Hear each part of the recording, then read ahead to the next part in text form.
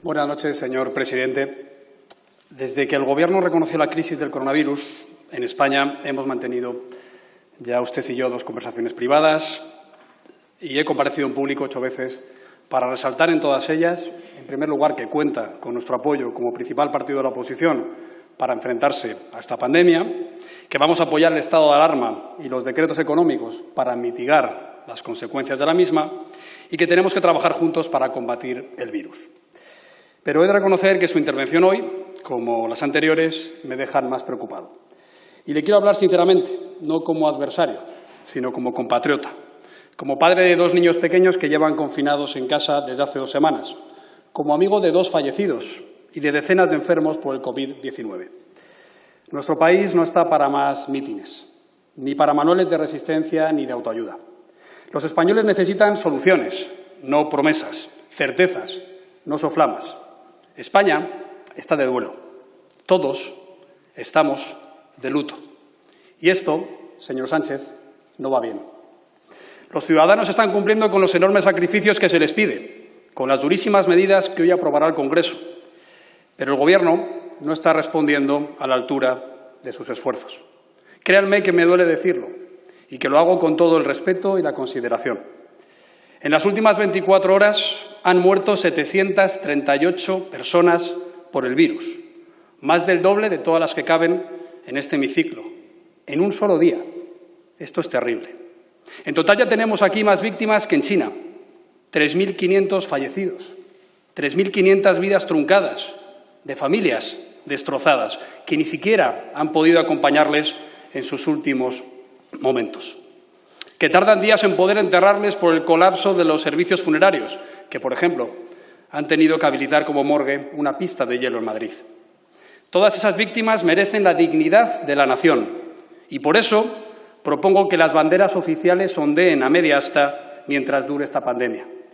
Y pido un funeral de Estado para todos ellos cuando superemos esta crisis, para resarcir la soledad que han sufrido en sus sepelios, y un monumento en su honor en el centro de Madrid, tal y como hoy han anunciado sus máximos responsables. Señorías, como responsables públicos, lo que nos pregunta la gente es por qué España, que representa un 0,6% de la población mundial, ya registra el 16% de los muertos, es decir, 27 veces más de lo que nos correspondería por población, siendo la segunda nación del mundo, después de Italia, en número de fallecidos. A algún ministro se le escapó anteayer que el Gobierno conocía desde el 2 de febrero la peligrosidad de la pandemia. De hecho, el primer fallecido en nuestro país se registró el pasado 13 de febrero.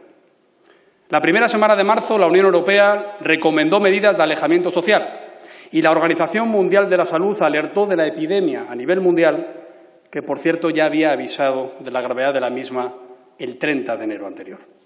Pero el Gobierno animó a centenares de miles de personas a manifestarse masivamente el 8 de marzo y autorizó cientos de eventos masivos esos días. Esta misma mañana el ministro de Sanidad ha reconocido que la anterior semana fue clave en la expansión del virus en España. Y hasta el Ministerio de Defensa ha explicado a la OTAN que el 9 de marzo fue el estallido nacional de esta crisis. Pero usted, señor Sánchez, aún no lo ha reconocido, ni ha pedido perdón por una negligencia tan grave. Tiempo tendremos de pedirle responsabilidades. No lo voy a hacer ahora. El 9 de marzo, señorías, comparecí ante la prensa nada más terminar su comité de seguimiento al ver que no tomaban ninguna medida y ante la desesperación de mis compañeros alcaldes y presidentes autonómicos que llevaban semanas pidiendo cerrar ya los colegios, las residencias de mayores o cerrar la movilidad de personas.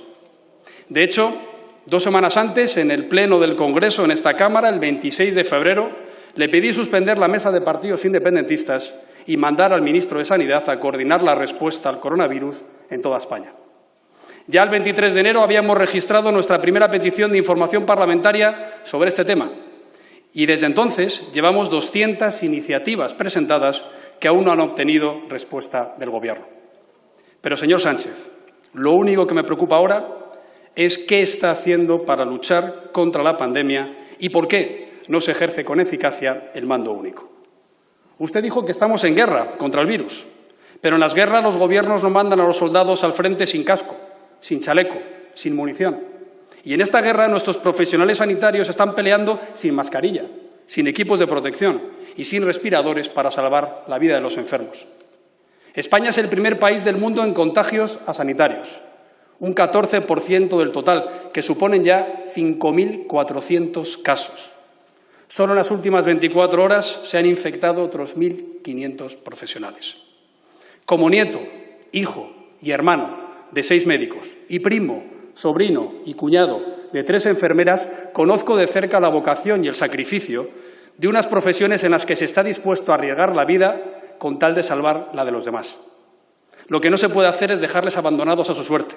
No podemos estar cada noche pendientes del móvil para saber su parte de bajas.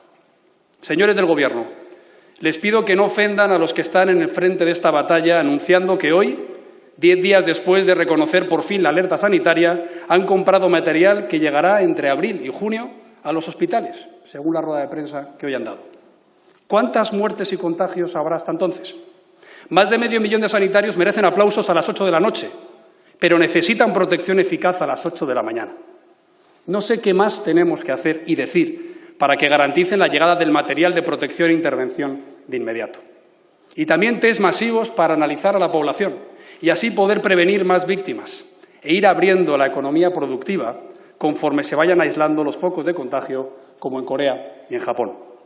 Creo que no es mucho pedir, sinceramente. El mando único del Gobierno tiene todas las competencias y la responsabilidad para centralizar las compras, y así lo asumió, al principio incluso haciendo requisas y tomando la producción de empresas. No entendemos por qué, pocos días después, ha asumido su incapacidad y ha vuelto a lanzar a los mercados internacionales a las autonomías sin ninguna coordinación ni ninguna cobertura en pagos de efectivo, tal y como exigen algunos proveedores. Cada hora de retraso son enfermos sin respiradores y médicos expuestos al contagio. Honestamente, esto ya es imperdonable. Señor Sánchez, es usted el presidente del Gobierno investido con menos votos y escaños de su grupo parlamentario en toda nuestra historia. Sin embargo, es el que más poder ha recibido de la oposición. Le hemos concedido las competencias extraordinarias de un estado de alarma, que ya es más un estado de excepción encubierto, pues afecta a la limitación de derechos fundamentales que no recoge la Constitución en la figura que hoy aprobamos. Por ese motivo, ni siquiera hemos presentado enmiendas al decreto, no porque no sea mejorable, que lo es, y mucho, sino porque ya ha excedido con creces su alcance constitucional. Aún así, hoy vamos a votar a favor por sentido de Estado, ya lo hemos hecho, y lealtad institucional. Incluso le anuncié nuestro respaldo hace una semana antes de conocer su contenido y sin que nos lo pidiera usted. Y lo mismo haremos con los decretos de medidas económicas, que llegan tarde y son insuficientes, pero ahora la prioridad es remar en la misma dirección y arrimar el hombro para resolver esta crisis cuanto antes. Nosotros le hemos dado todo lo que nos ha pedido, pero el problema es que con estos poderes máximos la eficacia del Gobierno está siendo mínima. Y esto no puede ser. Señor Sánchez, estoy siendo el jefe de la oposición que usted no fue. A nosotros nos organizaron 25 manifestaciones llamándonos asesinos por sacrificar al perro de la única contagiada por ébola en nuestro país, que afortunadamente se acabó curando. Usted pidió entonces, en plena crisis, la dimisión de la ministra y llamó de todo al presidente del Gobierno. Yo no voy a hacerlo.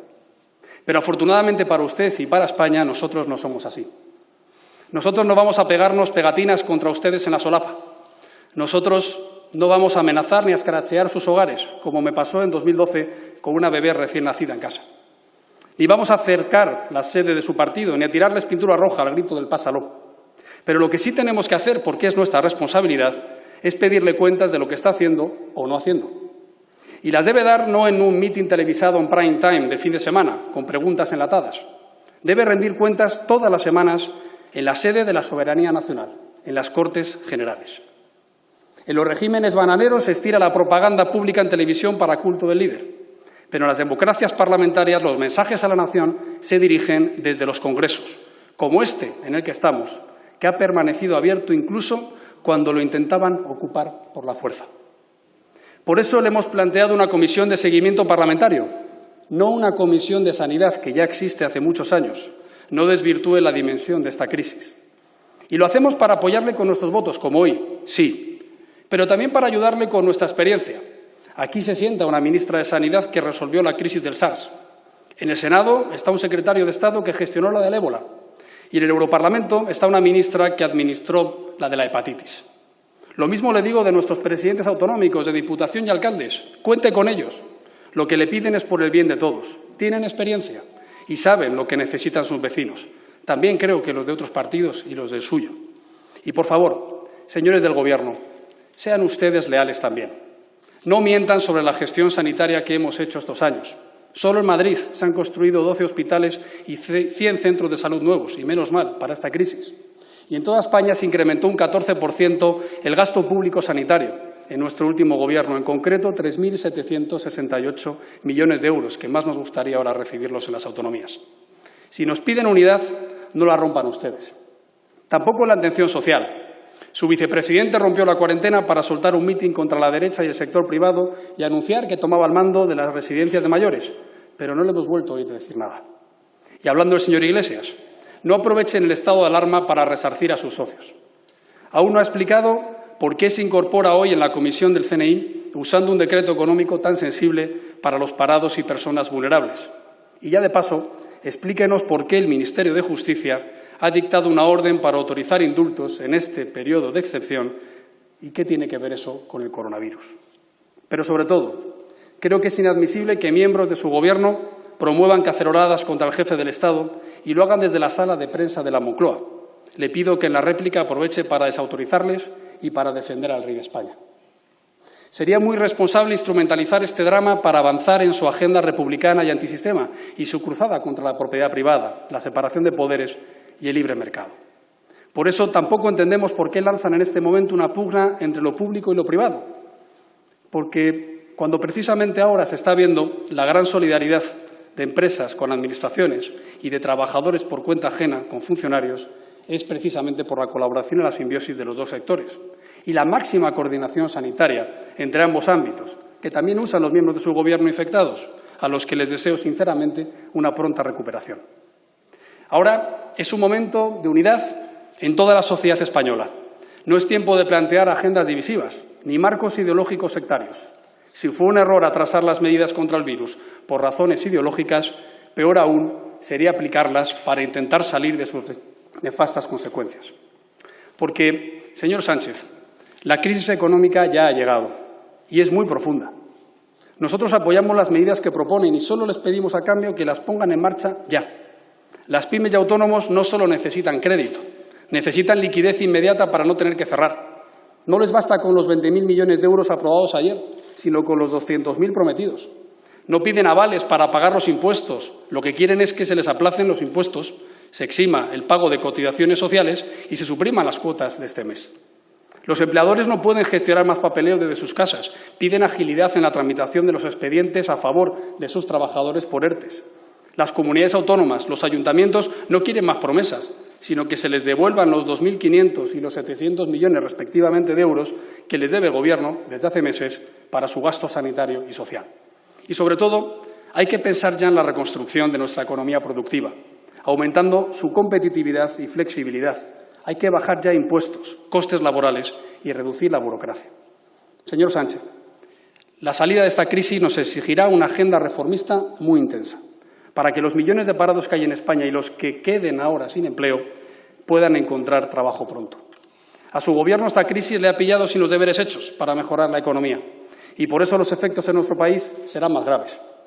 Nuestro excelente sistema sanitario, de protección social, de pensiones o de educación han sido posibles gracias a la prosperidad económica que han hecho posible, a su vez, los sectores productivos particulares, contribuyendo solidariamente a las arcas públicas. Así se configuró el Estado social europeo, que hoy he tenido ocasión de reivindicar en una videoconferencia con mis socios de las instituciones de la Unión Europea, y así debe seguir siendo, sin caer en la tentación populista. Solo así podremos proteger a quien más lo necesite, porque nadie debe quedarse atrás por esta crisis. Y los responsables públicos velaremos para que así sea. Habrá que reordenar prioridades y reducir lo superfluo, que no es, desde luego, ni el Ministerio de Defensa ni las fuerzas y cuerpos de seguridad del Estado, como decía usted. Hoy también les rindo a ellos un sentido homenaje por su esfuerzo y dedicación a militares, policías y guardias civiles, como a los agricultores, ganaderos, pescadores, distribuidores, transportistas, farmacéuticos, periodistas, funcionarios de prisiones y otros muchos que están al pie del cañón para que los demás podamos cumplir el confinamiento que hoy hemos extendido. Señorías, Los españoles somos un pueblo excepcional, que en los últimos años hemos superado circunstancias dramáticas. Conseguimos una transición a la democracia ejemplar, derrotamos al terrorismo etarra y evitamos el rescate económico que habría destruido nuestro estado del bienestar. Esa España anónima del 2 de mayo, de la libertad sin ira, de las manos blancas o de las banderas en las ventanas, ha vuelto a emerger espontáneamente ahora. Esa España de los balcones, en cada aplauso, agradece a nuestros héroes su sacrificio, pero también exige en cada palmada eficacia a sus representantes públicos. Es esa tercera España, que no es de unos ni de otros, que es de todos y para siempre. Esa España merece unidad, sí, pero también eficacia. Y pide lealtad, sí, pero también responsabilidad.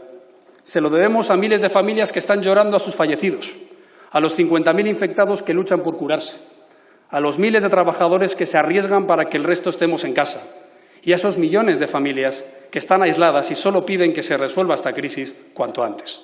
Señor Sánchez, acabo ya. Recuerde la máxima de Virgilio: pueden porque creen que pueden. Para salir de una crisis, un país necesita creer en que es capaz de superarlo. Necesita creer en quien puede liderarlo. Necesita confiar en el mejor gobierno posible. Y eso no está sucediendo. La confianza no se consigue con palabras, sino con hechos. Y con solvencia, y credibilidad, y determinación. A pesar de todo, sigue contando con nuestro apoyo. Y desde hoy tiene 15 días más con poderes extraordinarios para enfrentarse a esta pandemia, con urgencia y eficacia. No defraude a los españoles una vez más. No se lo merecen. Muchas gracias. Gracias, señor Casado.